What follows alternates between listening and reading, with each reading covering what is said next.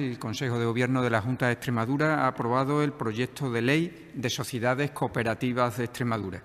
La ley vigente es del año 1998. En su tiempo fue una ley muy avanzada, fue una ley pionera que ha dado unos magníficos resultados para el sector cooperativo extremeño, pero que necesitaba ya claramente una modernización para aquellos aspectos que necesitaban ser mejorados y, por supuesto, mantenemos todo aquello mucho que sigue siendo útil. Es una demanda del sector cooperativo extremeño, de las cooperativas de Extremadura. Son conscientes de que la ley del 98 necesita ser adaptada a los nuevos tiempos.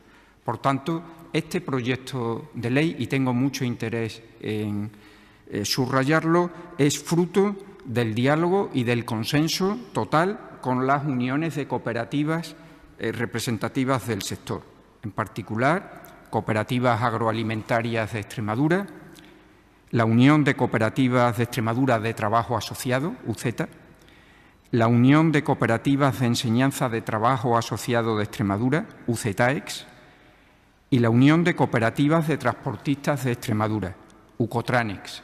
Estas 4 uniones de cooperativas han estado permanentemente en contacto, en diálogo, ya habían participado, insisto, en el borrador que venía de la anterior legislatura y ahora el acuerdo se puede decir que es total sobre este proyecto de ley. Y, por tanto, entendemos desde la Junta de Extremadura que es muy conveniente que perdure en el tiempo.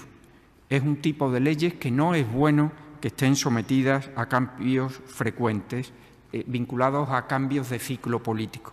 Por tanto, hemos hecho un esfuerzo muy especial a lo largo de estos últimos meses de hablar con todos los grupos, de recoger sus impresiones y, desde luego, vamos a seguir trabajando con todas nuestras fuerzas en el trámite parlamentario, una vez que tenga entrada en la Asamblea, para conseguir el mayor acuerdo posible.